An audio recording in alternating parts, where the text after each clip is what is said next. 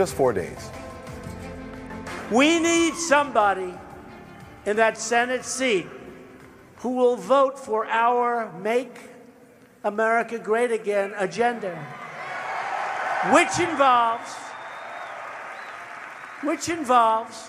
tough on crime, strong on borders, strong on immigration, and we want jobs, jobs, jobs. So get out and vote for Roy Moore. Do it. Do it. Do it. This is a race that says a lot about the stark divide in America right now. On one side, a candidate who's accused of child molestation, who faces multiple accusations of sexually abusing teenagers, a man who answered a question about when America was last great, a question asked by African-American voter, by saying this. I think it was great at a time when families were united. Even though we had slavery, they cared for one another. People were strong in the families. Our families were strong. Our country had a direction. Yes, incredibly, Roy Moore says America was great during slavery. And supporting him, the President of the United States, the man whose history of racist remarks is so incendiary. Two top African-American congressmen, John Lewis himself, a civil rights icon, and Benny Thompson, are boycotting the opening of the Mississippi Civil Rights Museum tomorrow because the president will be there. The congressman saying Trump's attendance is an insult to the heroes of the civil rights movement.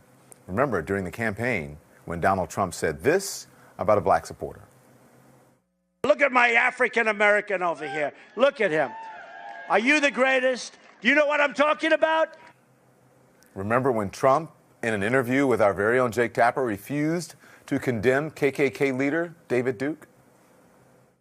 Will you unequivocally condemn David Duke and say that you don't want his vote or that of other white supremacists in this election?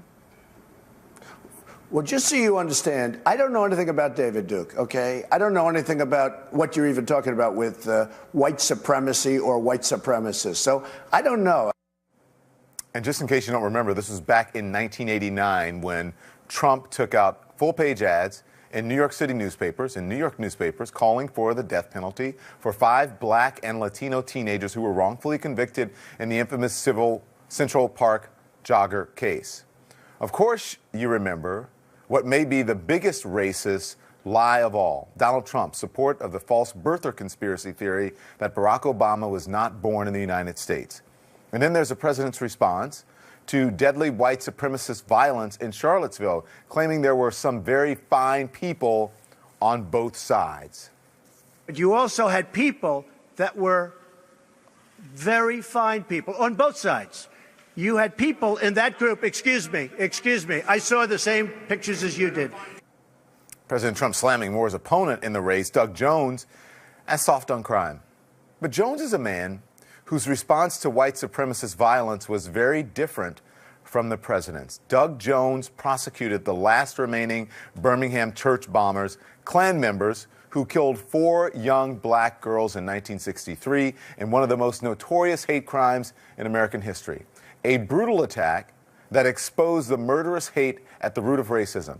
The Klan murderers were hiding in plain sight for nearly 4 decades, but Doug Jones finally got justice for those 4 little girls. And the best response to all of this may be the words of the Reverend Dr. Martin Luther King Jr. Just 3 days after the Birmingham church bombing, Dr. King spoke to thousands of mourners, black and white, at the funeral of 3 of the girls, saying this: "This tragic day may cause the white side to come to terms with its conscience. In spite of the darkness of this hour, we must not become bitter. We must not lose faith in our white brothers. Life is hard, at times as hard as crucible steel, but today you do not walk alone." That said, I want to bring in now Congresswoman Barbara Lee of the Congressional Black Caucus. Congresswoman, good evening to you. How are you? Good. Glad to be with you, Don. President Trump stumped for Roy Moore tonight, as we have been showing here, despite the sexual assault allegations, despite Moore's praise for a time when slavery existed. I want you to listen, and then we'll talk about it. We want Roy Moore. He's right. We can't afford to have a liberal Democrat who is completely controlled by Nancy Pelosi and Chuck Schumer. We can't do it. We can't do it.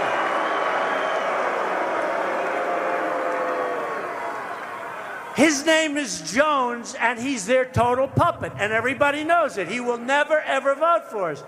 We need somebody in that Senate seat who will vote for our Make America Great Again agenda. So, Congresswoman, tonight he is backing Roy Moore, and tomorrow he is going to the opening of a Civil Rights Museum. How do you feel about those two things? Shame, shame, shame on Donald Trump. But you know what? I mean, come on. This man is campaigning for a slavery apologist and for an accused child molester, and that's who he is. And for him to go to the opening of the Civil Rights Museum in Mississippi for really a photo op is despicable. People know who Donald Trump is. And I am so proud and thankful that Congressman John Lewis and Congressman Benny Thompson have called it like it is and refused to show up at this very hypocritical act that he is engaged in. Let me talk about something that we discussed here at length last night, and I mentioned in the opening of this show. At a Roy Moore event back in September, where he responded to an African-American audience member about slavery, he also referred to Native Americans and Asian Americans as, quote, reds and yellows. Why do you think those things aren't disqualifying on their own? These are some pretty far-out, crazy thoughts and things that he says. They should be, because these are despicable views and attitudes. These are racist and these are bigoted attitudes. And he is campaigning on this very this agenda that really symbolizes the agenda of white supremacists and the alt-right. And that is why it is extremely important for the Get Out to Vote effort to be really major, especially in communities of color and African-American communities. Turnout should be high, because we have to make sure that these attitudes and these views don't come into the Senate, because of course we know what he will do there. He will promote policies of the alt-white and white supremacists, which of course Donald Trump continues to put forth as his agenda as designed by Steve Bannon. We must remember this comes from the Steve Bannon alt-right movement. Yeah. I got to ask you, when you consider the polls, they say that they're pretty tight, but I think probably some internal polling will show that Roy Moore is probably going to win. One reason I'm sure the president is backing him. It looks like he's going to win. When you consider all of those things that he's said and represented over the years, especially when it comes to people of color, to gay people, and on, are you shocked that in 2017 in America that someone with that history could be neck and neck with a person who helped, who helped put people who racist people in jail? I'm not shocked, because we have a president in the White House who is leading the charge and has been laying the groundwork for them to surface. But we have to remember that Hillary Clinton did win by 3 million votes in the country, and so the majority of our country, the attitudes and views are not of Donald Trump. But when you look at what Donald Trump has done from day one, leading the birther movement, trying to delegitimize the first African-American president, everything that you laid out really has set the stage for a Roy Moore to be neck and neck with Doug Jones. But you have to keep hope alive, Don, that people will turn out and vote for Mr. Jones, because we know that an agenda put forth by Roy Moore in the Senate would be an agenda that really parallels and promotes what Donald Trump is promoting. And that is, of course, giving tax cuts to the very wealthy, budget cuts, making sure that this new war on drug takes place, which Jeff Sessions is promoting, not supporting the Voting Rights Act, really rolling back the clock on civil rights, all of the policies. Well, I think that he made an appeal to African-American voters tonight, and I want to play part of that speech. Watch this. I love these guys. Look at these guys. Blacks for Trump. I love you. I love you.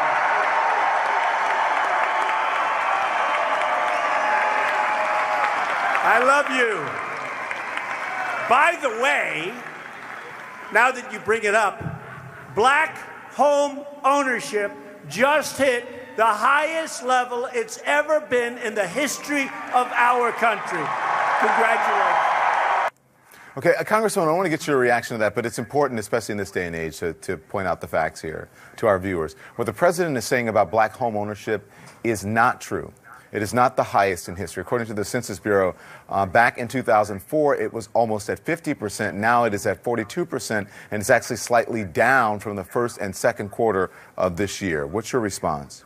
Well, I'm glad you clarified that, because Donald Trump tells lies constantly, and it's important to debunk his lies. You know, what he said tonight was an insult once again, but that's who he is. Remember when he was campaigning, he said to the black community, what do you have to lose? Well, we have a heck of a lot to lose. And when you look at his budget cuts, when you look at his tax policies, when you look at him trying to take away health care from millions and millions of Americans, many of whom are African Americans and people of color, this is who this man is. And so we can't be surprised. What we have to do is vote and make sure that his agenda is stopped. We have to have some checks and balances done in the House of Representatives and in the Senate. And so we have to encourage people to get out to the polls and vote. And that's how we stop this. But it's very dangerous to have a white supremacist alt-right agenda being promoted by Donald Trump, and then a new senator, hopefully, who, you know, we can stop this, but if he should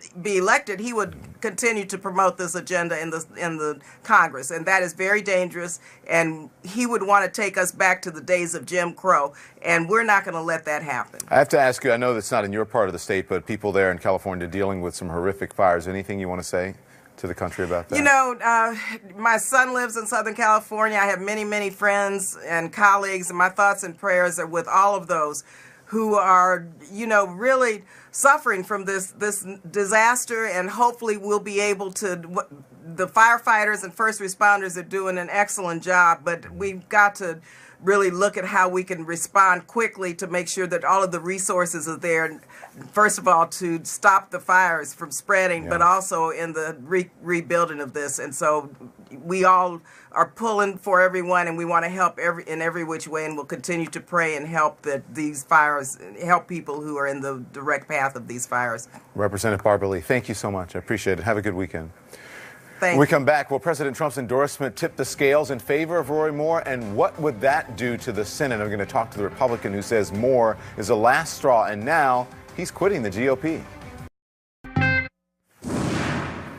The president's rally tonight was not in Alabama. It was just across the border in Pensacola. But he didn't let that stop him from rallying the crowd for Alabama Senate candidate Roy Moore. So will Trump's endorsement be the deciding factor or the declining factor? Who knows? And what will Senate Republicans do if Moore wins? Let's discuss with CNN political commentator David Swerdlick, the former Breitbart spokesman Kurt Bardella, and Beth Clayton of the Alabama Political Reporter. Good evening. Thank you all for joining us. Hey, Don. Interesting. It's going to be an interesting weekend. It's going to be an interesting week coming up, especially Tuesday. David, more of the president tonight, and then we'll discuss. In our campaign for the presidency, we defied the pundits, the politicians, and the special interests, because ours was a movement of the people, and it really was. It was a movement of you. It was a movement of the people. It was a movement to make America great again. So, David, what Trump's, with his approval rating now, it's in Alabama. What is it? Do you think the president secured Moore's victory tonight with the Make America Great Again movement? Don, the Real Clear Politics average has Moore 48 to Jones 46. I think that's too close to make a prediction, but it seems like there's some momentum with Moore. The president is going down there and sort of feeling like he's, you know, just helping tip him over the edge. It's going to depend on turnout. The president only has about, depending on what poll you look at, around 35% approval rating nationally, but he's more popular in Alabama than he is nationwide. So I do think he's lending a little momentum to Moore. It would not surprise me. I'm not going to predict. It would not surprise me to see Moore win on Tuesday night, and that would mean that Republicans have decided that it's okay to put someone who has serial allegations of either either child molestation or dating teenagers who, by Alabama law, were of age in the Senate just to have an extra vote in the Senate. That's where we are in politics right now. Kurt, we heard some of the president's greatest hits tonight, including this. Working with Republicans in Congress, we've already signed 88 pieces of legislation. We get no credit. They always say, well, you know, President Trump really needs this tax bill because he hasn't passed any legislation. Well, so far in 10 months, we've passed more during this period of time than any other president in the history of our country. How is he coming up with these numbers, Kirk? I think he's just making them up and pulling them out of his head like most things that Donald Trump says. They're all, I mean, he lives in a world where he can literally say anything that he wants, and his audience, his base, they're going to eat it up. It doesn't matter. Fact doesn't matter. Truth doesn't matter. We see it every day at the White House press briefing. This is an administration that exists to lie to the American people and really just hone in on the people that he thinks are with him and tell them fairy tales every single day. Mm-hmm. There was also this. Watch. The city of Chicago. What the hell is going on in Chicago?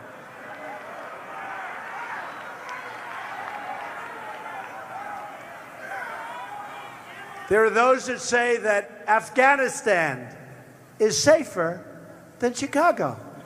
Okay? What is going on? You know what's wrong with Chicago? Weak, ineffective politicians.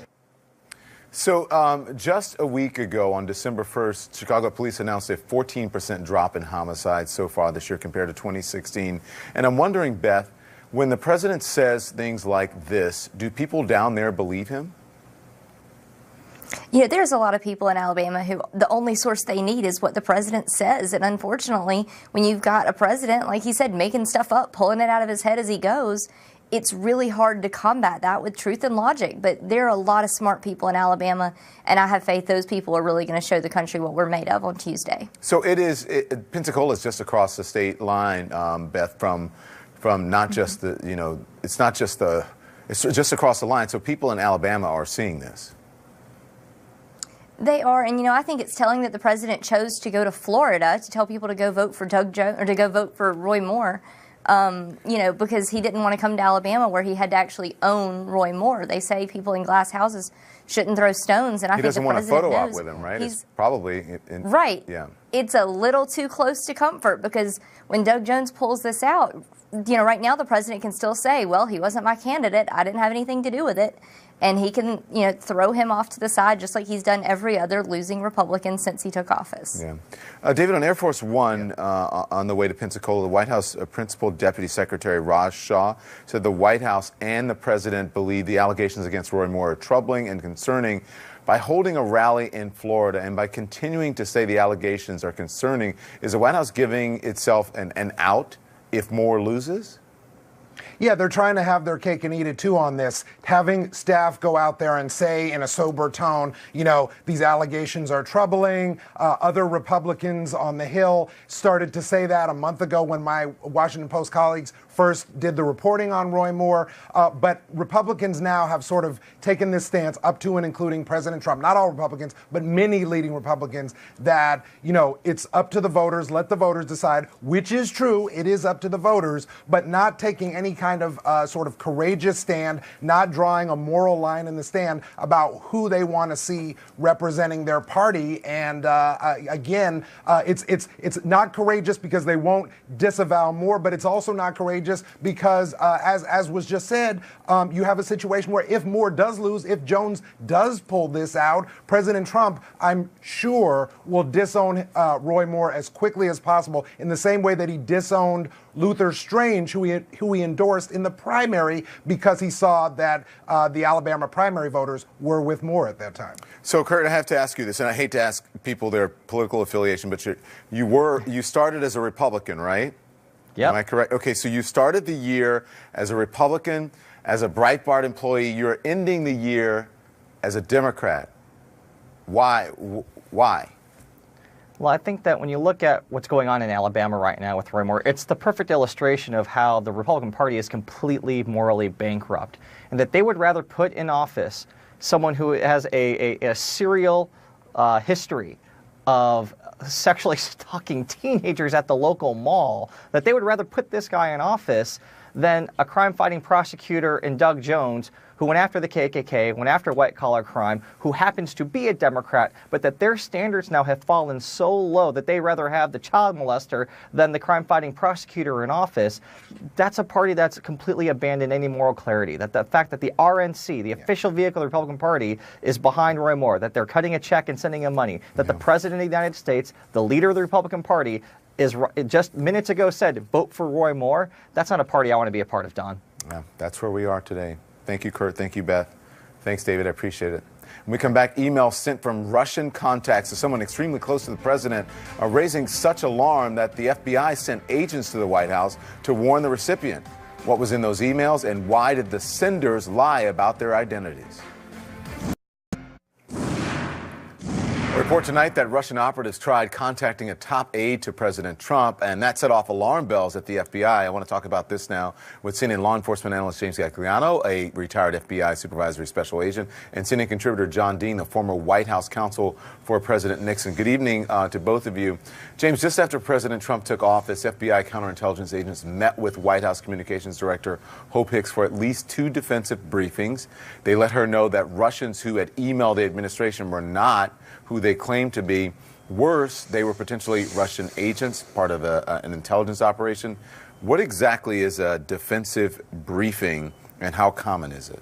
So, Don, the defensive security briefing is a fairly common briefing that's given, especially to people that are coming into the government for the first time, that don't understand how to delineate between classified information and something that's not classified. So what generally happens is folks from the National Security Division or National Security Branch, counterintelligence officers will come in and sit down with folks that are new to the government or coming into a new administration, and basically explain to them between the difference of what is spam, what is a spear phishing attempt.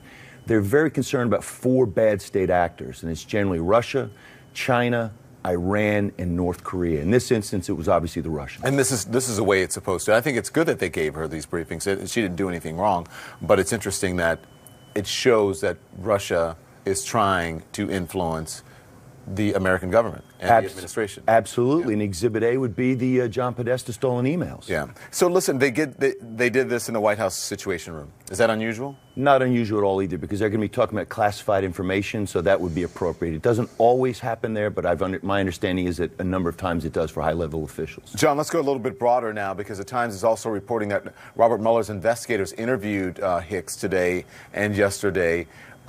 She has worked for the Trump family since before the presidential campaign even began. How important of a witness do you think she could be? I think she's a potentially very important witness. She has not only as you say, the pre-campaign experience, but she's been intimate in the White House. And I understand that the way Mueller operates is he sends teams of investigators in to go over the issues with the witness, one team after another. So she's had a couple hard days. So the order, John, the order in which witnesses are being brought in by Mueller's team, does that mean anything? I mean, we know that Jared Kushner, Reince Priebus were both interviewed before Hicks. Surely it does. Investigators, they always try to get as much information about a witness or a potential witness or a subject as they can accumulate before they actually talk to the person they are interviewing. That gives them the ability to assess the truthfulness, to follow up on leads and information they do have and they don't know the answer to. So yes, and this means that they're getting closer and closer to the president himself. You're shaking your head in agreement, James. Why? I am. I mean, that's normally the course, the way you would do it. The only thing that troubles me, and I've had a number of people say to me that a lot of this right now are, you've got 2 individuals, Manafort and one of his associates, that pled guilty to a conspiracy, some shady business dealings, but it didn't connect necessarily toward Donald Trump. The second piece of that were 2 ancillary process crimes, and those ancillary process crimes were lying to an FBI agent, and that was George Papadopoulos and General Michael Flynn last week, pleading guilty to Title 18 of the United States Code 1001, which is essentially a false or misleading statement. But again, Mueller didn't have them plead out to an underlying scheme. And generally speaking, you don't want your cornerstone plea to be lying. Why? Because if he's going to use those two individuals to testify against the president potentially, he's now had them, they're liars. Right. And that's what the defense is definitely going to jump out at. The fact that they didn't take a plea. Don, I'm going to take a stab here and say my prediction. I believe that there are going to be more process crime violations. I believe there might be some more business dealings that come out that might face scrutiny.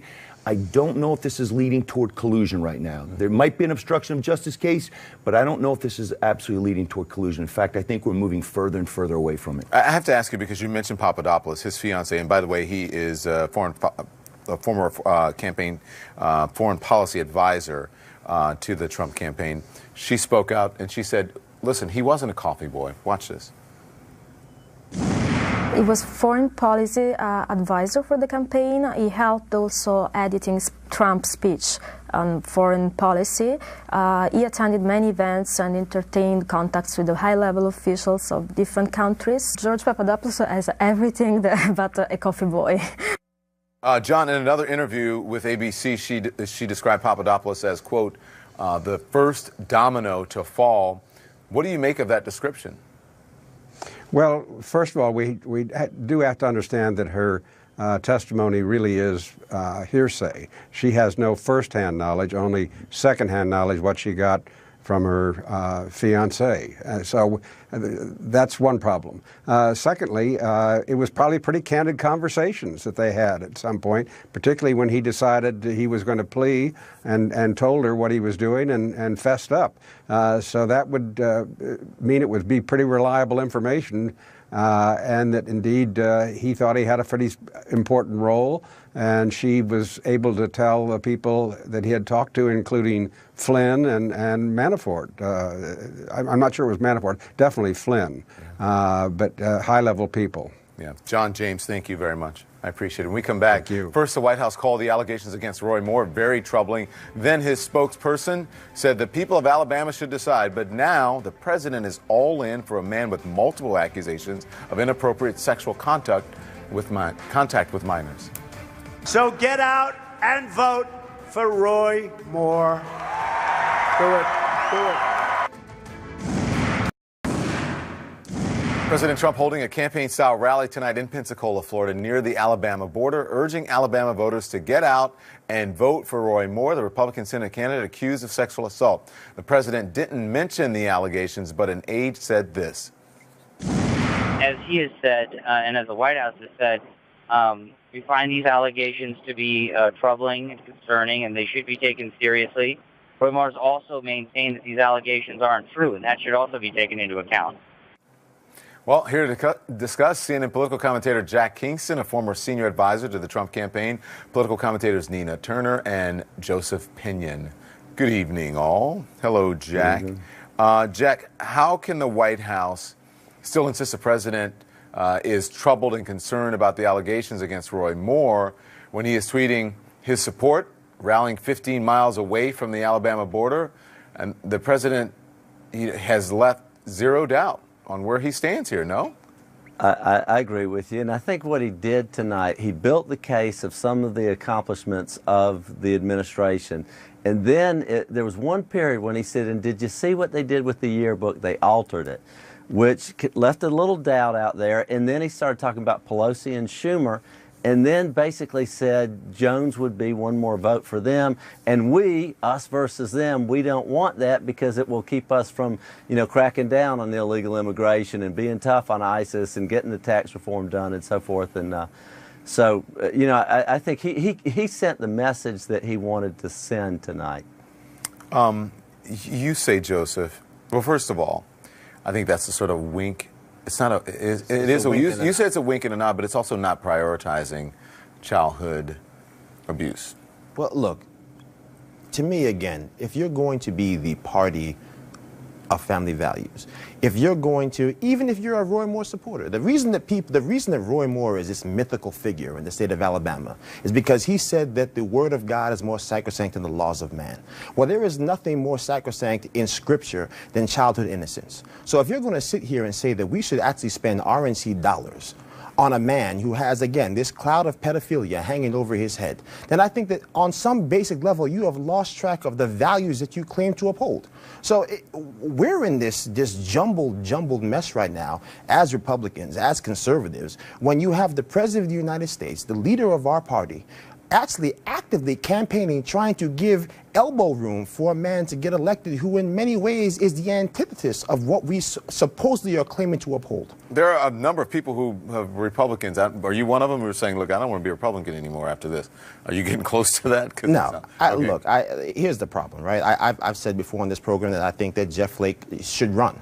Not because, even if he believes he has a narrow pathway to victory, because you have to give that 19-year-old child who is a college sophomore the opportunity to say, I don't agree with this. Maybe I should take a semester off and go and work with this campaign, because whether he wins or loses, I want to be standing side by side by that man. You have to be giving people the opportunity to say that we reject these principles. This is not the conservatism that I signed up for. Yeah. So, no, I'm not going anywhere, because, again, on some basic level, that is the abdication of moral responsibility if you believe that these people are trying to, in many ways, pervert the values that brought you to that party in the first place. Nina, David Brooks wrote a column in the New York Times titled "The GOP is Rotting," and he writes, there is no end to what Trump will ask of his party. He is defined by shamelessness, and so there is no bottom. And apparently there is no end to what regular Republicans are willing to give him. Do you agree with that? Absolutely, Don. And I mean, the polling in Alabama shows very clearly that most Republicans in Alabama are comfortable with electing Roy Moore, even women. So it shouldn't be shocking that the president is playing to his base. He's playing hard to that base. And he has certainly chosen politics, numbers, counting raw numbers in the Senate in terms of pushing his agenda that hurts most working poor and middle class in this country. But he is choosing a vote over the voices of the women who have alleged that Roy Moore sexually assaulted them, and even some of them were children. So the rot, it does stink over on the GOP side, and this is as low as I think they can possibly go. Well, considering some of the things that he said in the past and he stood for, if this wasn't disqualifying, I mean, why would we think that this would be disqualifying? But stand by. I'm going to talk about much more. Everyone stay with me when we come back. Backlash growing against the president for his planned trip to the opening of the Mississippi Civil Rights Museum. But wouldn't it be just as bad if he declined the invitation? Controversy marking tomorrow's opening of the Mississippi Civil Rights Museum. President Trump will be there, and that has prompted two veterans of the civil rights movement, Democratic Congressman John Lewis and Benny Thompson, to bow out, saying in a joint statement, President Trump's disparaging comments about women, the disabled, immigrants, and National Football League players disrespect the efforts of Fannie Lou Hamer, Aaron Henry, Medgar Evers, Robert Clark, James Chaney, Andrew Goodman, Michael Schwimmer, and countless others who have given their all for Mississippi to be a better place. Back with me now, Jack Kingston, Nina Turner, and Joseph Pinion. So, Joseph, the White House responded to Congressman Congressmen Lewis and Thompson, and they said that it was unfortunate the congressman won't be there, saying in honoring the incredible sacrifice civil rights leaders made to right the injustices in our history. Are they missing a chance to stand and confront racism? Well, they missed the chance to stand and confront racism all the time. They missed it in Charlottesville.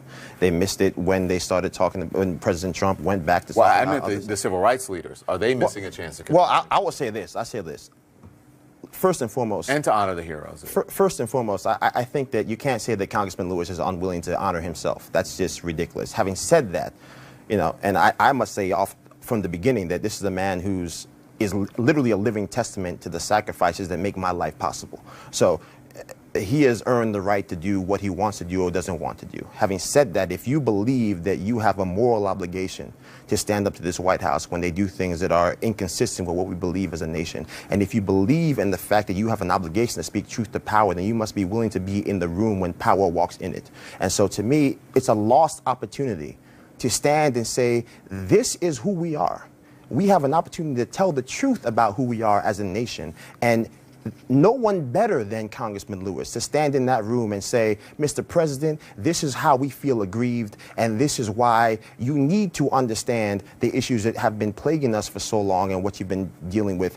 kind of You inconsistent. think I'm not sure he'd have the opportunity to do that there, and maybe that's the reason. Well, to me, I think, why wouldn't he? One of the reasons, I don't know that. I can't answer that. Right. But maybe he doesn't. He feels that by standing there, that it is a photo op and in some way seen as a support of this administration. Nina, the museum's mission is written on their website, and they say they promote a great understanding of the Mississippi civil rights movement. By asking the president not to come, does it do more to divide than promote the greater understanding? Well, I'm hoping that if the president goes there, he takes a little time to learn a little something and come out there a changed man. And I do, even though certainly the congressman's right, Congressman Lewis right, not to want to attend, I wish that he would have attended, because he is the personification of this fight right now, the embodiment of this fight in the 21st century, all the sacrifices that he made. And his trip there is bigger than Mr. Trump. And we must stop allowing Mr. Trump to suck all the oxygen out of the room. Mississippi is a place where most of the lynchings happened in the United States of America. You remember when Nina Simone sung that song, Mississippi, goddamn, she was talking about those lynchings and those black bodies hanging from trees. So it would do the president well, hopefully, to capture some of the spirit of a Fannie Lou Hamer, a Ella Baker, a Bob Moses, and all of the African Americans who sacrificed their lives fighting for freedom and liberty in this country for African Americans. That is the lesson in that brief period of time that I hope that the president comes out there, comes away a little different, a little deeper, and have a better understanding of the racial dynamic in this country. Congresswoman Mia Love on why the president should attend. I think if anybody should be going to civil rights museums and to learn about the suffering and I would say the triumph of Black Americans, it should be the White House, and I think that we should welcome that type of participation. Yeah. So, Jack, does she have a point? If the president doesn't understand, wouldn't it be good for him, of all people, to be there to try to gain some understanding? I think it would be great for everybody. I have to say I have a little bit of a story here myself. The Civil Rights Museum in Washington, D.C. was the Kingston-Lewis bill. Jack Kingston and John Lewis introduced the bill that got the museum built. But I was not invited to the opening of it, and I called John Lewis. I think the world of John. We are friends, both from Georgia. And I said, John, I wasn't invited, and it's just one of these things. But I think, frankly, did you get invited? Did you end up going? No, I did not. Wow. I would have had to come back into town for it. And it really kind of ticked me off, to be frank with you, and because I think, frankly, it was, he's expendable, not important to the cause. I think civil rights museums have an opportunity to bring in people of all races, of all cultures, and an opportunity to mix and mingle and talk about it. Because, as Tina is saying, when our Senator Turner, as she said, Nina, I'm sorry, did that a minute ago, but anyway, I agree with her that, this is an opportunity to learn, and everybody can learn from it. And I think part of that learning is you look at the exhibit and then you turn around and talk to each other. And I respect John Lewis. He skipped the inauguration both of Bush and of Trump. And you can make a big statement when you do that. But I do think being there makes it an even stronger statement. Yeah, well, I think that's a good note to end on. And also, an even stronger statement was your attendance at Joy Reid's birthday party last night. And the great Instagram of you and April Ryan. Jack hanging out in Harlem, my neighborhood. So come back anytime to this program and to Harlem. Thank you very much, everyone. We'll be right back. One of this year's Top 10 Heroes, meet Amy Wright. People with disabilities, sometimes the world just passes them by. Having a workplace that makes you feel proud of yourself and gives you a sense of community is something we all want. Most of them are unemployed, and we really felt like we wanted to do something about it. And it was like coffee shop. Hey guys, good morning. Welcome to Biddy & Bo's. It's open. Come on in. Other than our two managers, everybody that works at Biddy & Bo's Coffee has an intellectual or developmental disability. We figured out what their skill set was, and we plugged them in. Now we have 40 employees. You made them feel welcome. That's awesome. Yeah. For most of them who have never had a job before, it's really exciting. Bonjour, monsieur. Matt's trying out his French. We always say it's more than a cup of coffee. It's a human rights movement. It's given our employees the respect that they deserve. When you just give them a chance, they can do anything you ask them to do. Vote for Amy or any of your favorite Top 10 Heroes now at CNNHeroes.com. That's it for us tonight. Thanks for watching. I'll see you right back here next week.